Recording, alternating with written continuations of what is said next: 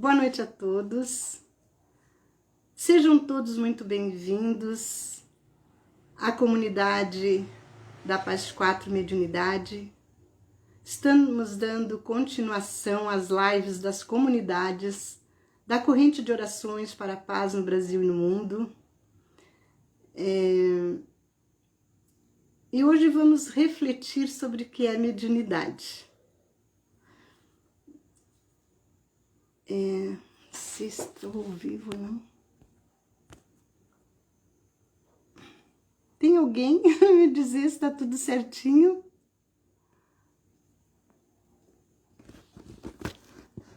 Ai, Verinha.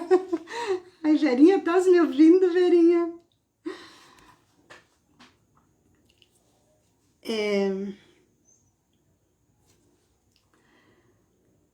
Vamos silenciar nosso pensamento, buscando o auxílio de Jesus, dos Espíritos benfeitores, para que nos intuam e nos auxiliem nesse momento. Graças a Deus. Vamos começar nosso trabalhinho referenciando ao médium, o maior médium de todos os tempos, nosso querido e saudoso Chico Xavier. Sabemos que o melhor ensinamento vem pelo exemplo, e ele é para nós espírita o maior exemplo de um médium disciplinado, homem doce, simples, humilde, fraterno, seguidor impecável de Jesus de Nazaré, cristão por excelência na prática do amor e da caridade ativa.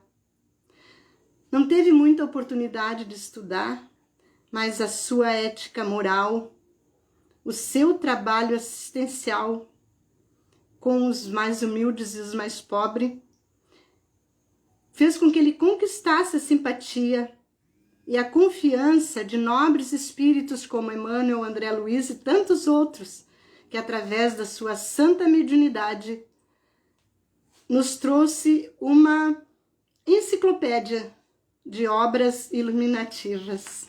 Não é verdade? Esse é o nosso Chico.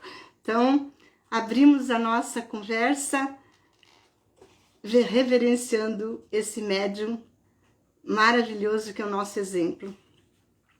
E no livro dos médiuns, no capítulo 14, no item 159, nos fala o codificador o seguinte: toda pessoa que sente em grau qualquer a influência dos espíritos, por isso mesmo é médium.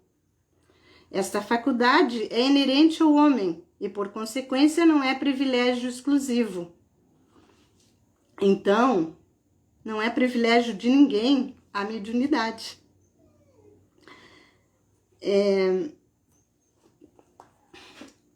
Também são poucos os quais não se encontrem algum rudimento dela.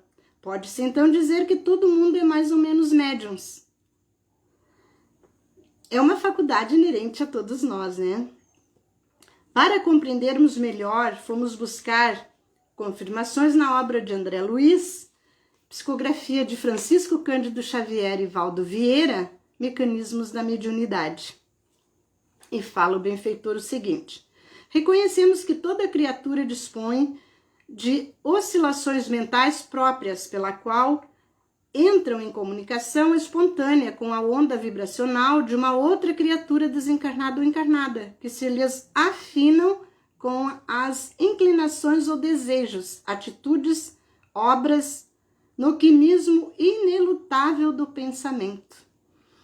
E na questão 549 do Livro dos Espíritos, Kardec pergunta aos invisíveis o seguinte: os espíritos influenciam sobre os nossos pensamentos e as nossas ações?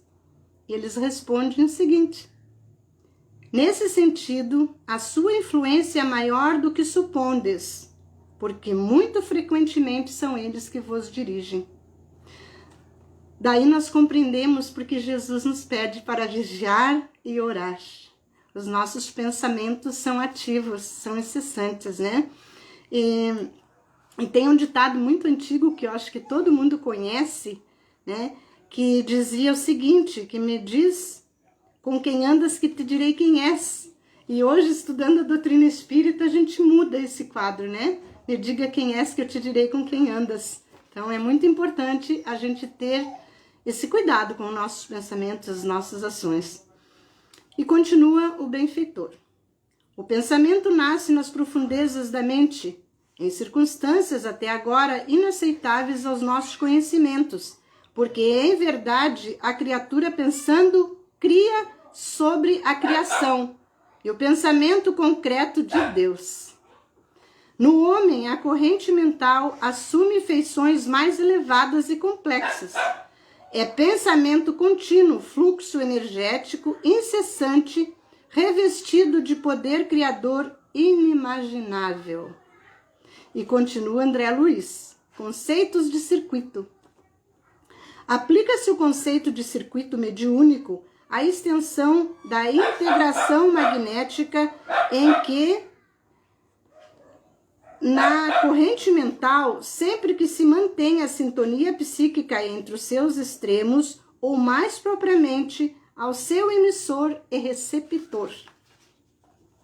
O círculo mediúnico, desta maneira, expressa uma vontade-apelo, uma vontade-resposta, no trajeto ida e volta, definindo o comando, a entidade comunicante e a concordância do médium.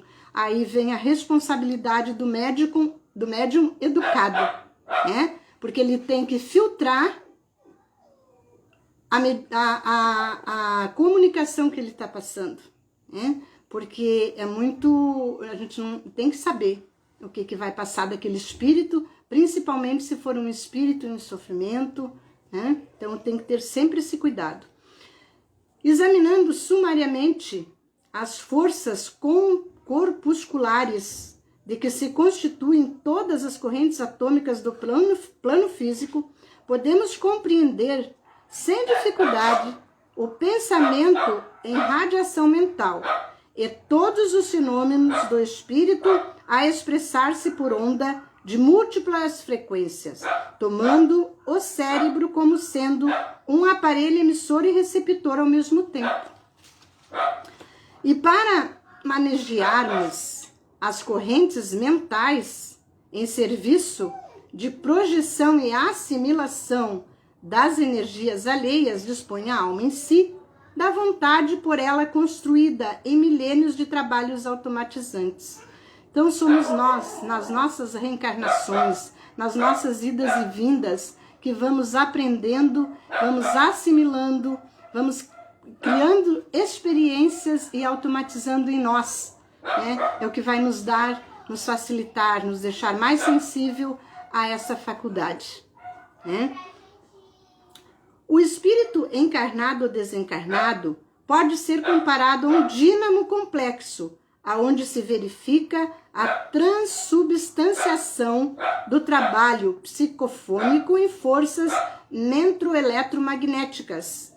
Forças essas que guarda consigo no laboratório das células em que circulam e se harmonizam a propriedade emissora e receptoras, conservadoras e regeneradoras de energia.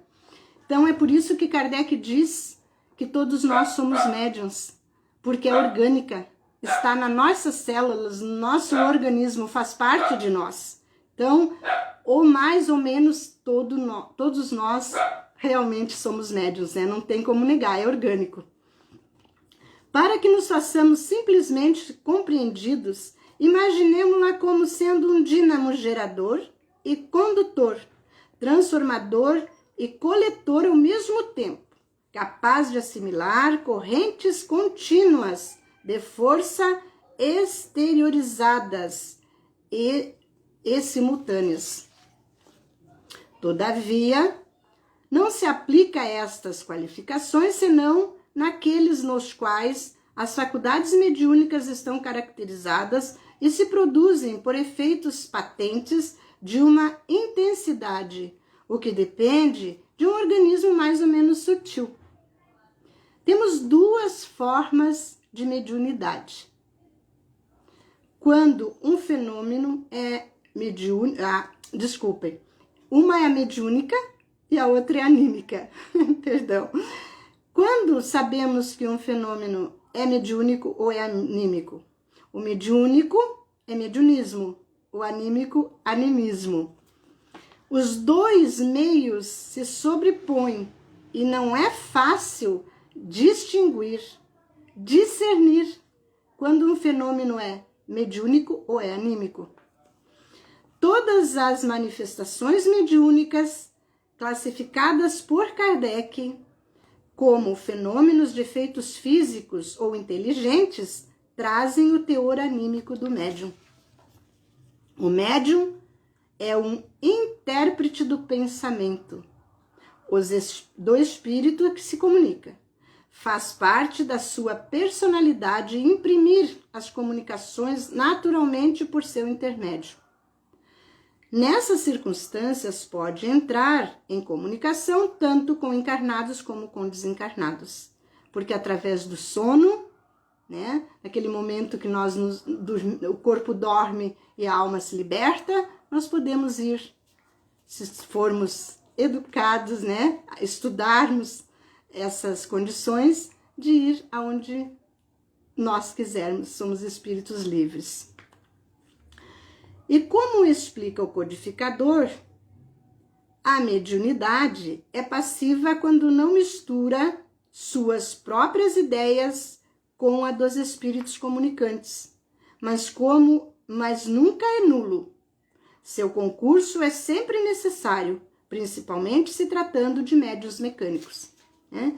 Como vamos psicografar alguma coisa que um espírito nos passa, se não for pela nossa mão, né? Então, sempre vai ter uma coisinha do médium dando no meio dessa comunicação, né? Como eu falei antes, ou ele é um filtro, né? Ou ele é um bom receptor, que também não vai misturar, né? Quando ele conhece e vê o comunicante, ele vai entender que o comunicante pode ficar livre para falar à vontade e quando não pode. Então, são cuidados com a mediunidade, tá bom? Então, meus irmãos, assim é a mediunidade, né? Um pouquinho, no trechinho pequenininho, foi que a gente conseguiu colocar. E todos somos médiuns. Estamos cercados de espíritos e atraímos para perto de nós os que têm afinidade conosco, né? Se hoje ainda temos muitos espíritos desencarnados em desequilíbrio, junto com muitas pessoas em desequilíbrios, então nós precisamos mudar o quê? A nossa tela mental, nossos pensamentos, e vai se transformando aos poucos, gradativamente, tanto o mundo físico como o mundo espiritual, não é mesmo? Muitas criaturas negam, né? Negam essa comunicação, negam a encarnação, às vezes por medo, por receio, porque foram ensinados assim, né? Mas nós não podemos negar que os espíritos estão sempre à nossa volta e que nós somos unidos, tanto um plano como o outro, estamos todos juntos e misturados, né? E estudar a mediunidade, disciplinar a mediunidade é necessário para que no trabalho laborioso do bem e do amor aliviemos nossos débitos passados pela fraternidade e o amor. A mediunidade é uma bênção que Deus nos concede para que nós trabalhemos auxiliando o nosso próximo. Jesus disse que o amor cobre multidões de pecados e trabalhar a favor dos sofredores através desta abençoada ferramenta é doação de si mesmo a favor das criaturas, né? Quem sente em algum grau esta influência, procure uma casa espírita, porque ela é a única que pode ajudar nesse momento. A casa espírita não é a toca do bicho-papão. A casa espírita é um hospital de almas, né? Onde o trabalho mediúnico da casa espírita é o socorro, o consolo, onde esclarece, alivia os irmãos desencarnados, até mesmo os renegados pelos templos, pelas religiões que professam sua fé e voltam à verdadeira vida, se surpreendendo, né? E se desequilibram muitas vezes e vão buscar socorro. E muitas vezes nos templos eles são taxados como os demônios, então seus mentores os levam a uma casa espírita, onde eles recebem, são acolhidos com amor, encaminhados a postos de socorro no mundo espiritual. Então esse é o trabalho da mediunidade, é o trabalho na casa espírita, o socorro de todos os sofredores desencarnados e também os desencarnados que tanto necessitam deste apoio espiritual, desse auxílio que chega através da mediunidade. E então esse era o nosso recadinho para hoje, né? E espero que eu tenha conseguido transmitir pelo menos um pouquinho, né, dessa maravilhosa, dessa bênção que é a mediunidade. E agradecer a todos que aqui estão colaborando, dando força, e esperar uma próxima oportunidade que a gente consiga, né, trocar ideias sobre esse tema tão importante. E eu queria pedir também, aproveitar, né, essa oportunidade, que todos que estão aqui, que não participam ainda da corrente de oração, venham participar conosco. É tão gostoso, é tão bom. A gente procura levar tanta paz e essa paz chega assim tão saudável pra gente, né? Venham participar. Entrem nas comunidades, né? Vem com qual comunidade você se afiniza, o que mais importa, e estude conosco. Ali tem muita coisa para aprender, para compartilhar, tá bom? Então essa foi a nossa pequena livezinha de hoje, e então vamos encerrar agradecendo mais uma vez a Jesus, o nosso mestre tão amado, aos nossos mentores que nos colocaram nesse trabalho tão lindo, tão iluminado. Nós só temos que agradecer e rogar a eles que aliviem os corações humanos, que tragam saúde, que tragam entendimento, que tragam paz para esse momento tão difícil, que precisamos fazer a nossa reforma íntima, mudar os nossos pensamentos e os nossos sentimentos, trocando sentimentos de tristeza por sentimentos de alegria e procurarmos sermos muito mais felizes. Graças a Deus, que assim seja, e fiquem todos na paz do Senhor.